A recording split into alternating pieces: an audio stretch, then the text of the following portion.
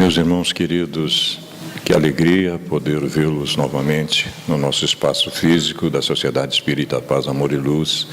Que bom que conseguimos chegar, né? Vamos já, inclusive, fazendo uma vibração para que outras almas queridas também possam chegar na nossa noite, em que vamos incorporar valores ético-morais muito importantes de uma temática deveras, né? Também não menos importante, assunto do momento, e como é que a doutrina espírita equaciona estas questões. O nosso sempre querido expositor, Ademir Francisco Weber, que vem lá no nosso querido Grupo Espírita Fraternidade de Toledo. Ademir é um trabalhador do movimento espírita regional, né? Sempre que possível, ajustamos a sua agenda e o Ademir nos traz algumas informações sempre preciosas.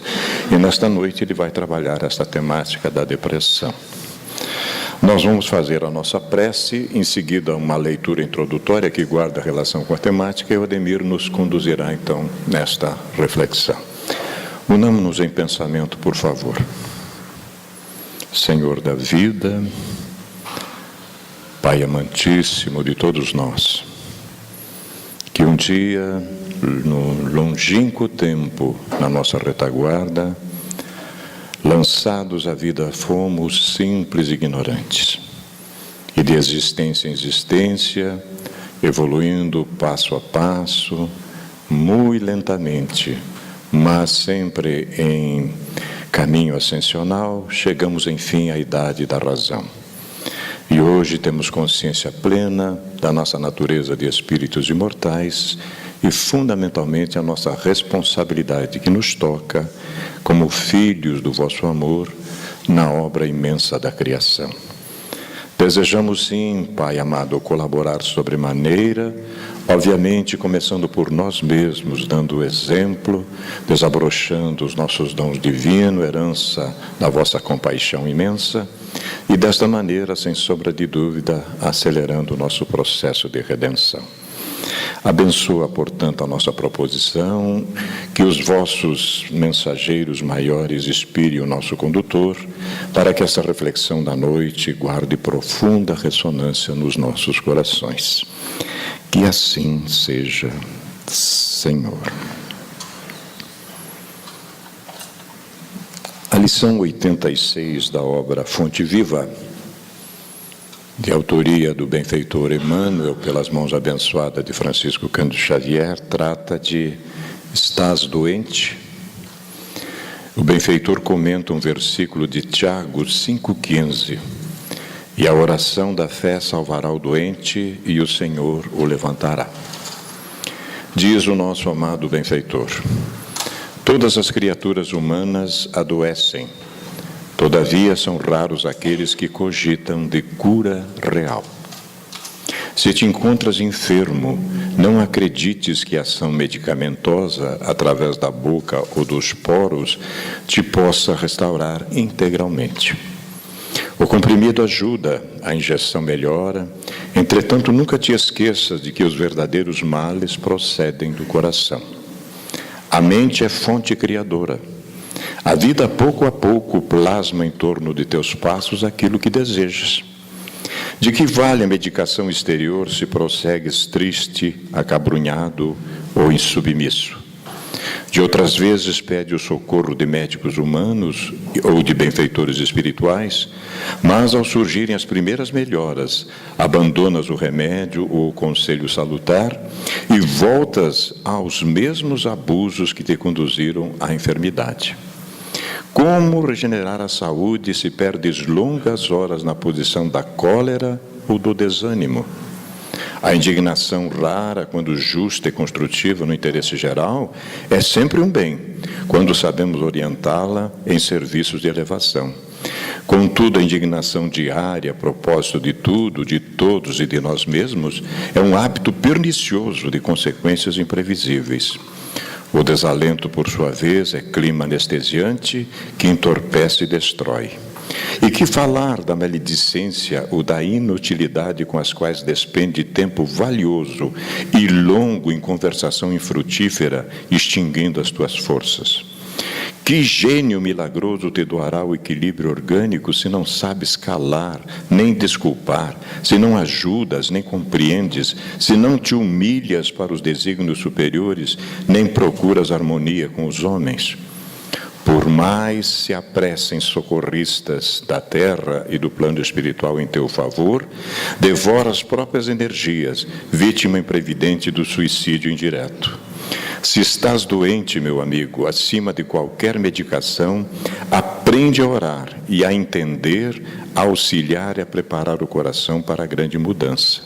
Desapega-te de bens transitórios que te foram emprestados pelo poder divino, de acordo com a lei do uso, e lembra-te de que serás, agora ou depois, reconduzido à vida maior, onde encontramos sempre a própria consciência. Foge à brutalidade, enriquece os teus fatores de simpatia pessoal pela prática do amor fraterno. Busca a intimidade com a sabedoria, pelo estudo e pela meditação. Não manches teu caminho, serve sempre, trabalha na extensão do bem.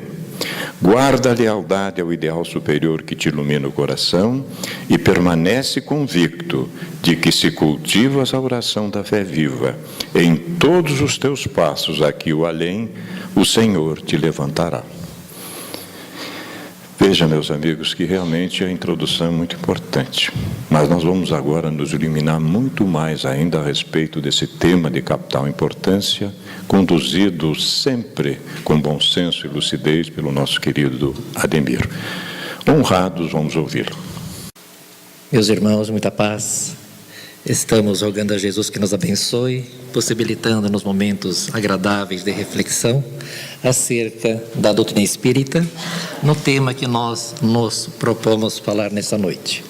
Não somos especialistas no assunto, mas a doutrina espírita é imensamente rica e tem informações extraordinárias que muito nos ajudarão a entender os problemas que para o mundo ainda são de difícil compreensão. E como a doutrina é muito rica, se ela estiver em nós, nós também nos tornamos ricos, né, Vanim? O que nos coloca numa condição muito boa em termos de privilégios na Terra, graças a essa oportunidade que Deus nos dá de conhecer. Narra-nos o escritor Richard Simonetti, no seu livro, quando ele, numa de suas obras, que mais especificamente no livro Para Viver a Grande Mensagem, já na primeira mensagem desta obra, que uma senhora doente, já acostumada a perambular pelos consultórios e trocava sempre de doença, mas sempre buscando tratar da sua saúde, já de idade avançada, desanimada, depressiva em função da sua saúde, que ela diz: ah, doutor, eu queria tanto ter saúde a fim de ser feliz. E ela suspirava, desanimada, e o médico que ali estava a rabiscar algo, levanta os olhos e diz para ela: minha filha, esse é o erro de toda a gente, pois que não se trata de ter saúde para ser feliz, e sim de sermos felizes para termos saúde. Quando nós paramos para refletir nesse conceito, ser feliz para ter saúde, e não o contrário, nós conseguimos ver uma coerência muito grande, pois que a doença, os problemas, não têm a função de nos tornar infelizes. Ao contrário, todos eles surgem em nossa vida, a fim de que a gente, resgatando, a fim de que a gente se aprimorando, possa alcançar a felicidade plena. Todos nós estamos na Terra para sermos felizes. E quando nós analisamos os grandes mestres da humanidade, a começar por Jesus, que não se preocupou na Terra em nos ensinar nenhum remédio. Ele poderia, certamente, ele conhecia como médico das almas muitas ervas medicinais, chás extraordinários, mas não se tem notícia que ele tenha ensinado qualquer remédio para aliviar uma dor, uma pomada que pudesse perfeitamente fazer à época. Ele pediu apenas e recomendou insistentemente que nós amássemos, que fizéssemos o bem, que nós nos transformássemos, deixando claro que qualquer remédio, qualquer medicamento que utilizássemos no corpo seria sempre de uso paliativo. E quando as pessoas vinham em busca de alívio, tratar de suas doenças, ele, ao impor as mãos, ao curá-las, através dos recursos da energia, invariavelmente ele dizia: vai e não peques mais, a fim de que não te aconteça algo pior. Quer dizer, vá, mude de vida, não erre mais, porque sempre quando reincidimos no erro, a semelhança das penalidades na justiça terrena aumenta as nossas dificuldades, deixando claro Cristo já à sua época que a causa da dor, do sofrimento, estava nas nossas ações. E um pensador grego, Juvenal, afirmava ao seu tempo, na Grécia Antiga: mens sana in corpore sano. Eu sou ótimo para falar grego. Decorei essa frase, já estou orgulhoso de mim. Mente sadia, corpo sadio. Mente sadia, porque é a nossa mente que administra todas as células do nosso organismo. São 60 trilhões, segundo os estudiosos da área. Então, uma mente em perfeita harmonia, em perfeita sintonia com a mente divina, vai fazer com que as nossas células, cada uma delas, que produz energia numa organização extraordinária, quando nós estudamos a célula, emocionamos-nos com a perfeição, e quando nós nos damos conta que temos 60 trilhões, é um edifício extraordinário, construído por Deus, a fim de que nós na Terra pudéssemos evoluir. A nossa mente em perfeita harmonia, e por essa razão Jesus manda a gente fazer o bem, estar sempre em sintonia com os espíritos superiores. E quando na Terra, lembramos que Jesus nunca disse que doença era uma coisa ruim.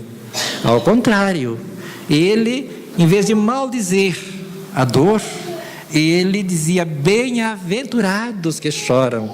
Quer dizer, aqueles que na terra estão sofrendo não são os infelizes verdadeiros. E o livro Evangelho segundo o Espiritismo traz um capítulo que aborda esse tema, quando vai falar sobre a infelicidade real, mostrando que tudo aquilo que nós imaginamos na terra ser uma infelicidade, na verdade, não é. E mostra a infelicidade muitas vezes na indiferença, nas pessoas que estão despreocupadas com o outro, que estão preocupadas consigo próprio, em adquirir valores do mundo, e no divertimento, nos passatempos, e dá uma visão muito bela e diferente de tudo aquilo que nós imaginamos. A doutrina espírita vem ensinar-nos que a doença, seja ela a depressão, seja ela de que ordem for, ela tem a nossa grife, ela tem a nossa marca. Logo, a Organização Mundial da Saúde afirma que não existe doenças, que existe doentes. Então, se não existe doenças, é natural que os médicos estão curando e tratando de doenças sempre e vão continuar tratando das doenças sempre. E muitas vezes, quando eles conseguem debelar, eliminar um certo foco, surgem novas doenças, novos tipos, e elas vão se diversificando, e cada vez nós nos damos conta que as doenças estão por aí, mas que elas não têm vida própria. Então, quando nós atacamos para eliminar a doença, nunca nós vamos conseguir acabar com a doença. O que existe são doentes. E quando na Terra habituamos-nos a tratar do corpo através da injeção de medicamentos, como bem disse na leitura o nosso irmão Vanim, vinha de luz, né, Vanim? Fonte viva.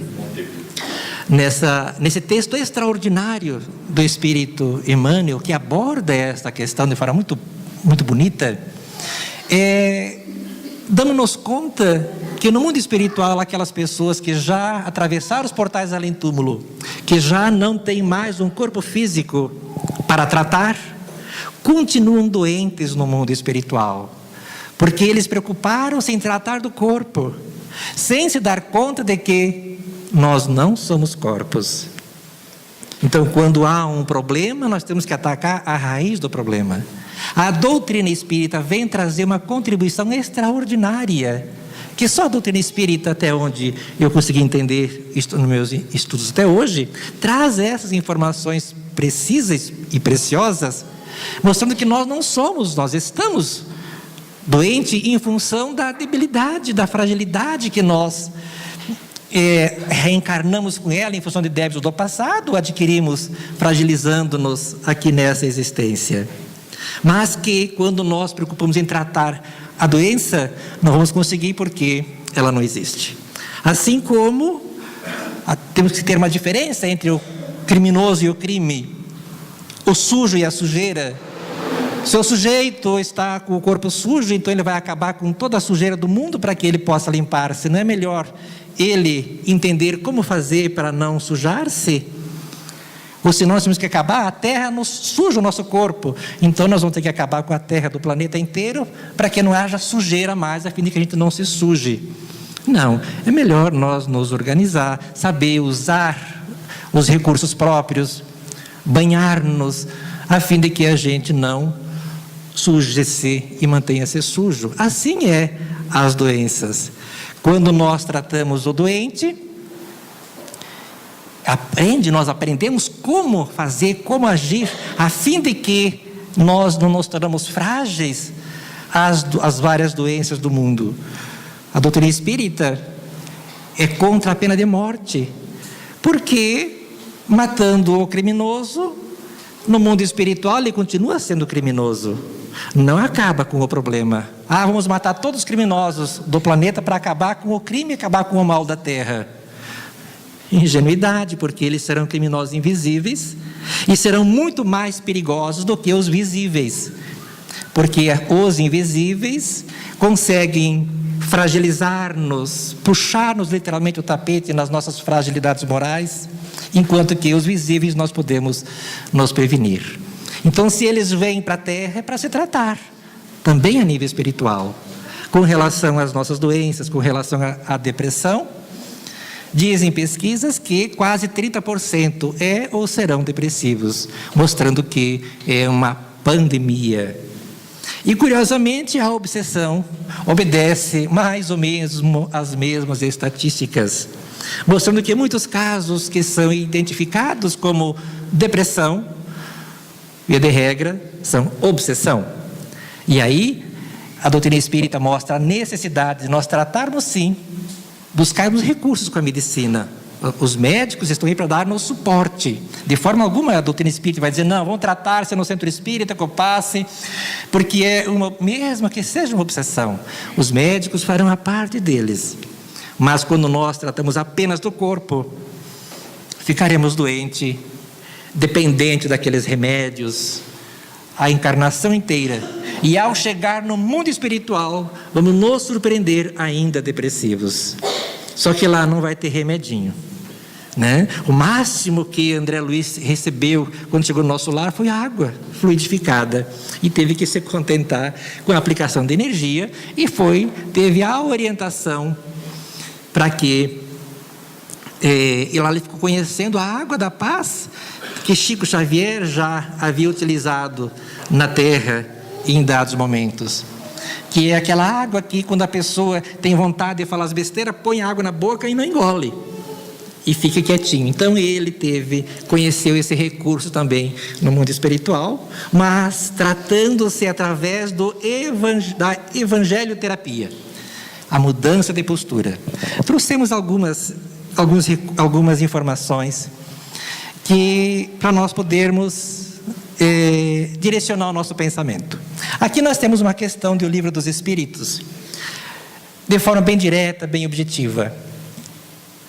É o corpo que influi sobre o espírito para que este se melhore, ou o espírito que influencia sobre o corpo?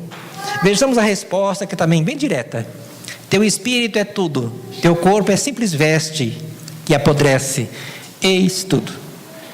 Podemos parar a palestra aqui, né? Poderíamos parar aqui porque, né? Teu espírito é tudo. Então, quando vai demonstrar, o corpo não tem influência, o espírito é tudo, o corpo é uma veste. Então, seria o corpo, seria esta roupa, a camisa, para o meu corpo na proporção, o que é o corpo para o espírito. Então, nós somos espíritos. Com a desencarnação, não vai acontecer absolutamente nenhuma mudança. Tanto isso é real, que o número de pessoas que morrem e se dão conta que já morreram é pouquíssimo. A maioria das pessoas desencarna e nem se dá conta que morreu, porque não há nenhuma diferença, nenhuma mudança, nem na aparência física, via de regra. Porque no mundo espiritual, todos nós continuamos com o nosso corpo, uma densidade agora um pouco menor, mas na aparência exatamente igual. E para o espírito, ele continua sentindo, continua tendo tristeza, fome, alegria, depressão, dor, porque quem tem dor não é o corpo. Ainda há aquela ilusão de que morrer é sinônimo de descansar. Deveria ser, mas não necessariamente. Deveria ser porque o sujeito que vem para a Terra trabalha dignamente, honradamente, tem como no final do dia, quem trabalha o dia inteiro, à noite tem o direito do repouso, do descanso. Mas se ele não foi digno, ele à noite vai ter os seus pesadelos, vai ter uma noite não muito agradável. Então no mundo espiritual ocorre a mesma coisa. Com a desencarnação, o sujeito continua sendo ele transportando-se para o mundo espiritual. Então, quando a pergunta, é o corpo que influi sobre o espiritismo para que se melhore? É claro que no corpo nós vamos nos melhorar, porque graças ao corpo nós esquecemos o passado.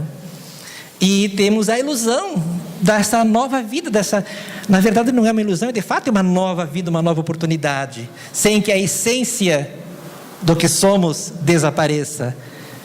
Porque é um esquecimento temporário, um benefício que Deus nos concede, que aos poucos nós vamos entendendo a sua importância. Aqui nós temos um texto de Mateus, registrado no capítulo 17, versículo 14 a 20. Narrando o episódio que ocorrera com Jesus à sua época. Quando eles chegaram, onde estava a multidão, um homem se aproximou-se dele, se ajoelhou diante dele e disse: Senhor, tenha misericórdia de meu filho, porque ele é epilético e está doente. Ele cai muitas vezes no fogo e muitas vezes na água. Eu o trouxe aos seus discípulos, mas eles não conseguiram curá-lo. Jesus disse em resposta: ó geração sem fé e pervertida, até quando terei de continuar com vocês? Até quando terei que suportá-los? Tragam-no aqui. Jesus censurou então o demônio, e esse saiu dele, e o menino ficou curado daquele momento em diante. Jesus já estava por aqui, naquela época, Vaninho, com a gente, já não estava aguentando mais.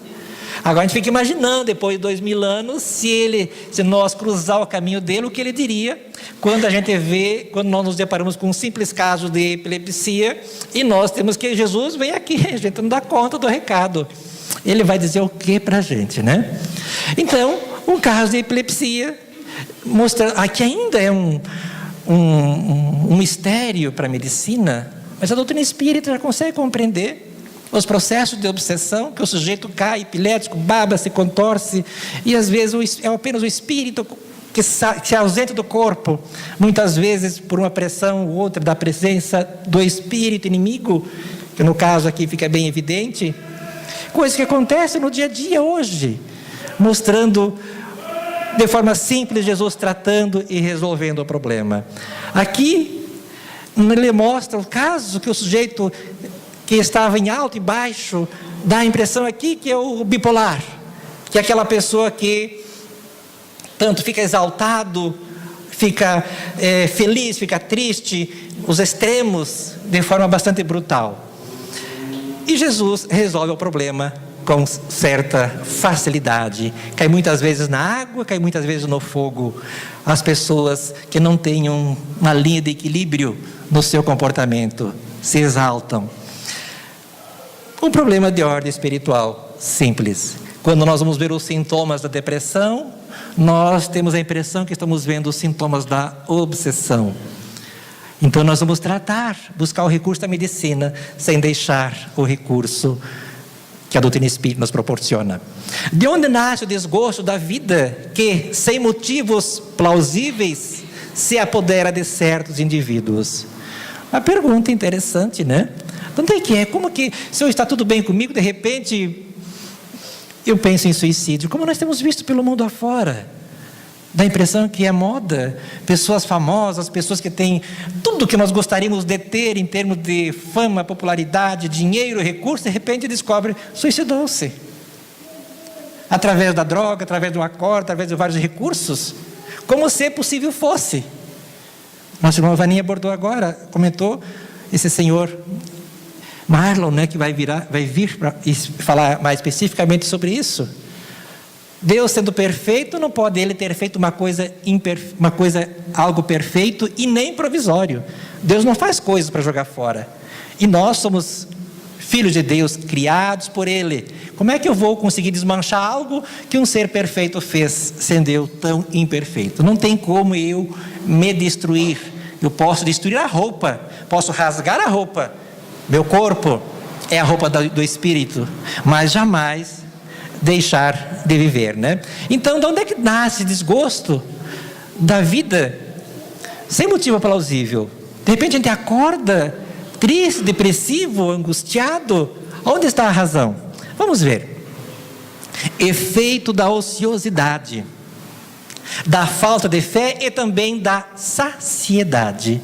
Aquela pessoa que tem de tudo, que não tem uma razão para levantar, porque não tem o que fazer, as contas bancárias estão abarrotadas, não tem motivo, então ele não tem motivo à saciedade. Para aquele que usa de suas faculdades com o fim útil e de acordo com as suas aptidões naturais, o trabalho nada tem de árido e a vida se escoa mais rapidamente. Ele suporta as vicissitudes com tanto mais paciência e resignação, quanto obra com o fito da felicidade mais sólida e mais durável que espera. Então, tem um espírito em nossa instituição, que em várias comunicações, ele já usou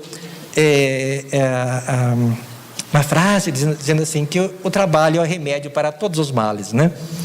E se o trabalho é o remédio para todos os males, a ociosidade, como o ditado popular diz, né? Cabeça desocupada, oficina do acelerado, do demônio, do cramunhão, e aí ele tem vários nomes, né, que simboliza o mal. Mas o trabalho, a ocupação, faz com que a gente se sinta útil e se sinta bem. É claro que eu demorei para entender o que significa o trabalho. Devo ter narrado já aqui um episódio que ocorrera conosco, um dia conversando com o benfeitor, numa tarde, numa noite. E ele invariavelmente, eu faço uma pergunta invariavelmente também para ele, depois que nós abordamos a comissão sobre algum assunto, não me lembro que foi falado daquele dia, que estávamos conversando, e eu pedi, para que o senhor acha que eu devo fazer? Né? Porque eu sempre busco a opinião deles, né? Porque é uma equipe, o povo de lá com o povo de cá, tem que trabalhar ao máximo entrosado, e ele nunca fala o que fazer, ele fala assim, trabalhe meu filho. E naquele dia eu estava até aqui tentando trabalho, tinha cortado a grama da casa espírita, do jardim, eu falei, bem, essa eu já fiz, hoje ele cai do cavalo comigo, né? E eu trabalhei o dia inteiro, cortei a grama, o senhor não viu? Não, isso não é trabalho, isso é terapia. Aí me desmontou, né? E de fato, nos damos conta que essas ocupações do dia a dia é a terapia para o espírito, que faz com que a nossa cabeça esteja focada, que não esteja direcionada em bobagem. Então o trabalho de fato é esse remédio que faz com que todos os males deixem de existir. Aqui nós temos um pedaço de um texto do Evangelho segundo o Espiritismo que é muito significativo, que Allan Kardec intitula como a melancolia. Essa palavra depressão, na época de Allan Kardec, não existia, mas existia melancolia, que é a mesma coisa, nós vamos ver. Sabeis por quê? Isso aqui não é uma pergunta, é uma consideração que ele está fazendo no texto. Sabeis por que às vezes uma vaga tristeza se apodera de vossos corações e vos leva a considerar amarga a vida? É que o vosso espírito, aspirando à felicidade e à liberdade, se esgota jungindo ao corpo que lhe serve de prisão, em vãos esforços para sair dele. Reconhecendo inúteis esses esforços, cai no desânimo. E como o corpo lhe sofre a influência, toma-vos a lassidão, o abatimento, uma espécie de apatia e vos julgais infelizes. É importante nós raciocinar. Esse texto é de uma importância extraordinária para nós que já conseguimos entender o que é a reencarnação, né? Então, nós deixamos muitos amores para trás quando reencarnamos. Graças a Deus, não os abandonamos. Porque através do processo do sono, a gente dorme, vai lá, mata a saudade muitas vezes, acorda renovado. Por essa razão a gente não sabe por quê, mas às vezes a gente vai dormir à noite meio aborrecido, com problemas, e acorda mais animadinho. Não é porque dormiu, não. É o que a gente fez à noite, com quem conviveu, com quem esteve, e a gente acorda renovado. E muitas vezes, ao contrário, às vezes a gente vai dormir animadinho e vai, sei lá com quem, fazer o que nessa noite, porque nós podemos fazer também coisas erradas. E a gente acorda de manhã, parece que levou uma surra à noite. Quando estamos com os bons, acordamos felizes. Quando estamos fazendo bobagem, ou com os maus, não muito. Por essa razão, dormir é uma atividade cuja qual nós podemos nos preparar através da oração. E isso todas as religiões, pelo menos eu lembro de família católica, desde pequeno, minha mãe não permitia que a gente dormisse sem orar. Porque no seu inconsciente, muito embora não sabia exatamente o que é esse negócio de dormir, mas sabiam já que não devia ser uma coisa simples. E de fato não é. Nós nos encontramos com os nossos amores. E às vezes os nossos amores estão lá e a gente quer ficar lá e acorda triste porque não pode ficar lá. Eu dizia ontem numa palestra, nossa instituição, para a gente não se preocupar, que às vezes as pessoas, é comum as pessoas na Terra, né, de forma consciente ou inconsciente, prever ou saber o dia da sua desencarnação, da sua morte. Então dizemos às pessoas, para não ficar preocupado, porque às vezes a gente dorme e encontra no plano espiritual a nossa alma gêmea, ou a nossa mãe, o amor da nossa vida, que necessariamente não está conosco aqui na Terra. Às vezes estamos numa família, resgatando certos débitos, numa provação, onde nós necessitamos e precisamos conquistar esses corações, a fim de que a amizade real, ao desencarnar, nos mantenha unidos. Porque na doutrina espírita e na lei de Deus não existe negócio ficar junto até que a morte os separe. Nada disso. Depois de morrer, vai ficar junto. E se não ficar junto depois de morrer, pelos laços da fraternidade, vai ter que reencarnar de junto para viver até que a morte os mantenha unidos. Porque o objetivo da gente não é, não, morrer agora, suma da minha vida. É negativo, ao contrário, a coisa fica mais próxima ainda. Porque nós precisamos aprender a nos amar, a nos respeitar. Então dizíamos, num tom de bom humor, a gente sai do corpo, encontra nossos familiares no mundo espiritual, nossa mãe, nosso amor muitas vezes que está lá, e ela fala assim, fulano, te acalme, fica tranquilo, amanhã você vai voltar para cá em definitivo. Significa dizer, amanhã você vai morrer. E a gente, muito obrigado, que maravilha, ótimo. E a gente acorda, e daí vem um acidente e ocorre a nossa desencarnação. Nem sempre a gente fica muito animado quando a gente não conhece, não tem certeza, não tem segurança do conhecimento de como que é no mundo dos espíritos. Por isso a gente tem muito medo da morte, fruto da ignorância. Temos que entender que Deus não manda nada que não seja bom para nós, mesmo a desencarnação. Tudo que Deus faz, tudo que vem de Deus é para o nosso bem. A reencarnação, nesse meio em que nós estamos no contexto, com pessoas X ou Y, é para o nosso bem. A desencarnação não importa a idade. Por essa razão, Jesus ensinou-nos a dizer repetidas vezes, e eu mais de uma por dia repito desde que reencarnei: seja feita a vossa vontade e não a nossa, quando dirigimos-nos a Deus. Porque em verdade nós não sabemos o que é melhor para nós ainda. Somos tão pequenos que nem conseguimos ver-nos como somos ainda. Por essa razão, confiar, né? Então, aqui está. Por que das tristezas? Porque que muitos de nós não estamos na condição que gostaríamos de estar, e nem com as pessoas que gostaríamos de estar, mas saibamos que logo mais nos encontraremos. Temos um texto aqui intitulado Depressão, do Espírito Emmanuel.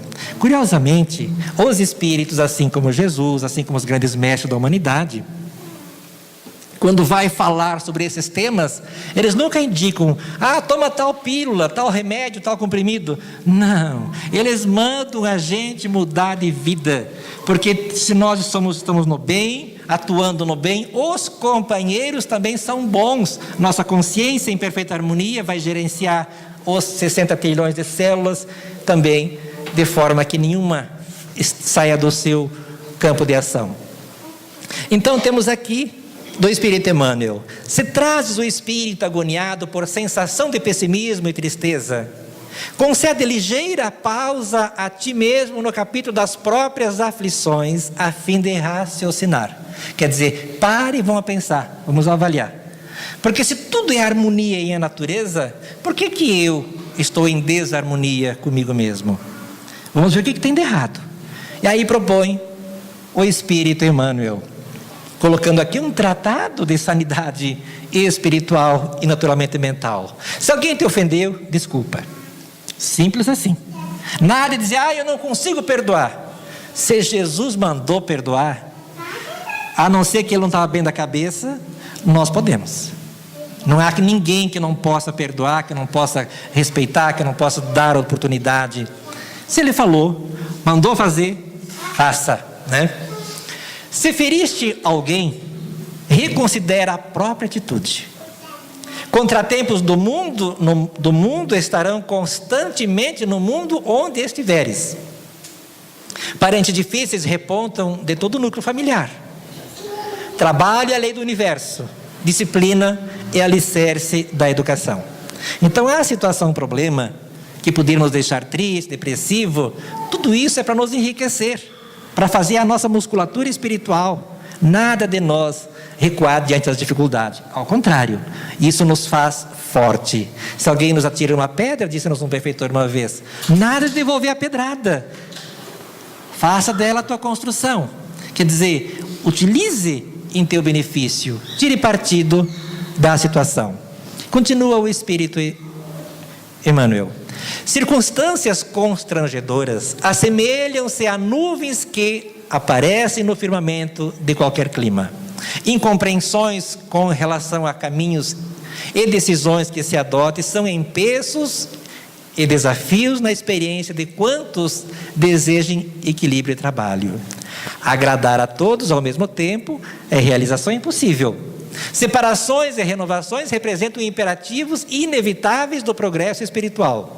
Mudanças equivalem tratamento da alma para os ajustes e reajustes necessários da vida.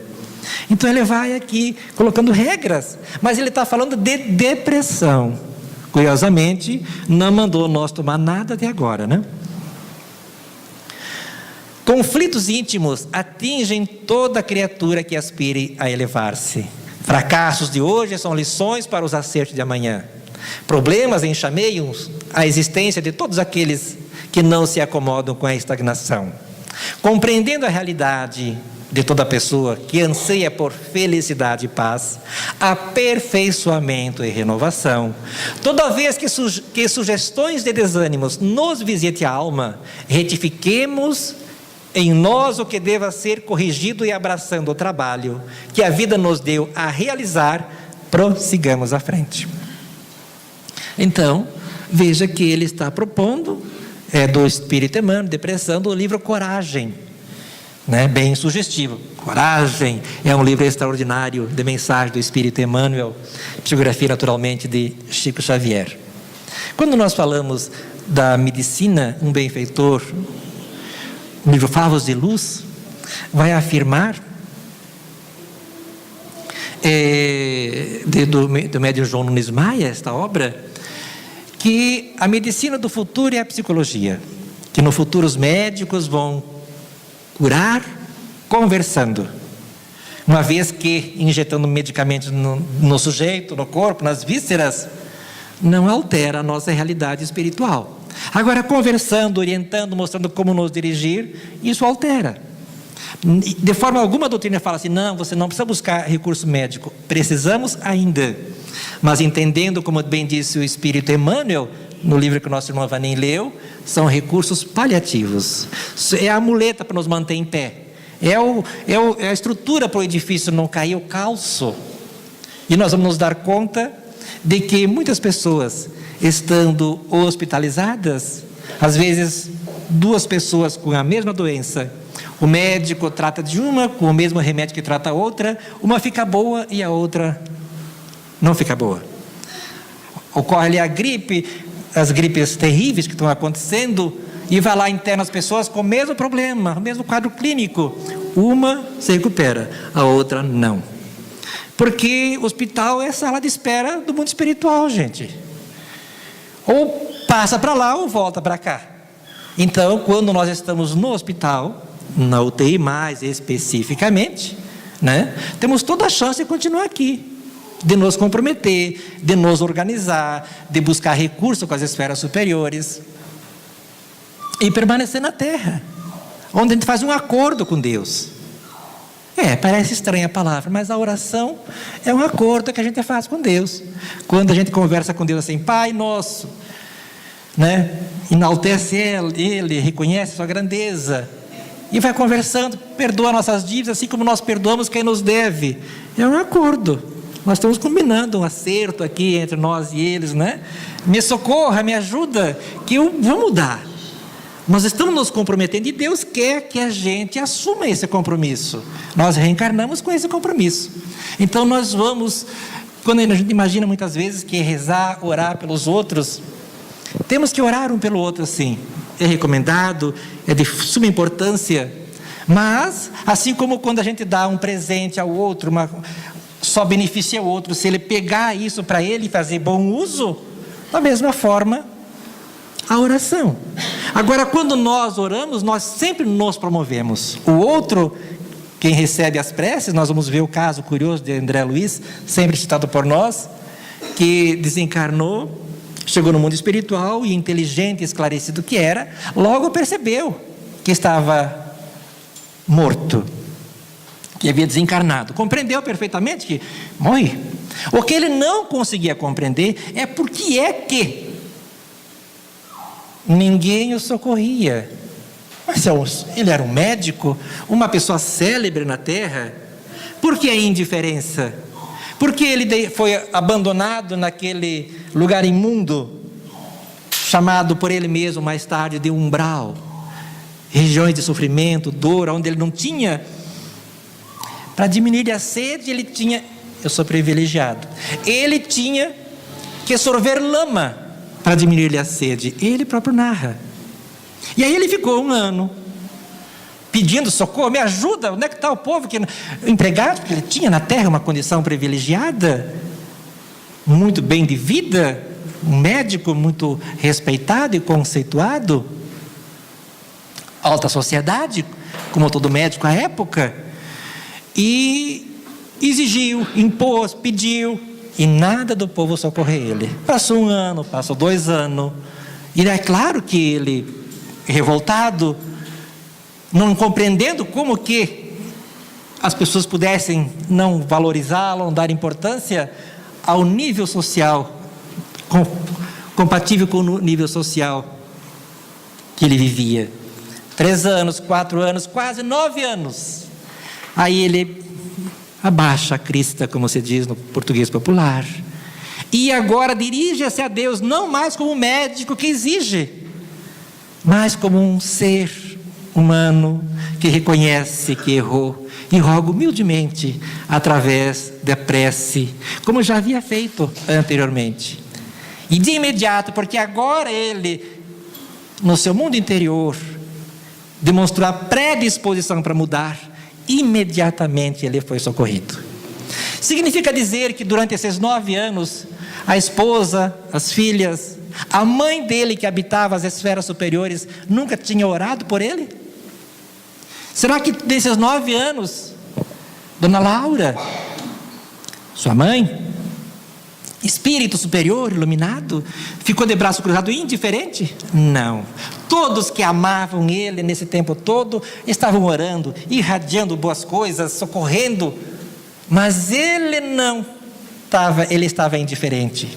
Muitas vezes nós somos assim na terra, não nos damos conta das oportunidades mil que temos a nosso alcance, mas quando a gente cria em nosso mundo interior a predisposição, que no nosso caso aqui é a sintonia, é a oração, a prece, nesse momento aqui passam-se centenas de ondas de rádio, televisão, a gente pega um aparelhozinho, liga e conecta aí o sujeito lá de muito longe, do outro lado do planeta, começa a falar, aqui no mesmo ambiente, dentro daquela caixinha chamada rádio. Ondas de telefone celular, ondas de pensamento. Não haveria também uma onda das esferas superiores, a onda divina do pensamento das esferas superiores? E aí então nós vamos descobrir a sintonia no canal receptor, que a gente sintoniza com Deus através da oração e começa a receber também das esferas superiores, o que faz com que a gente se revitalize, se enche de esperança, que com o conhecimento vai se transformando em certeza de um futuro bom. Desânimo, em muitos casos, vai dizer ainda o Espírito Emmanuel, é a ausência de aceitação do que ainda somos, ante a pressa de ser ante a pressa de ser o que os outros, pelo esforço próprio, nas estradas do tempo, já conseguem ser.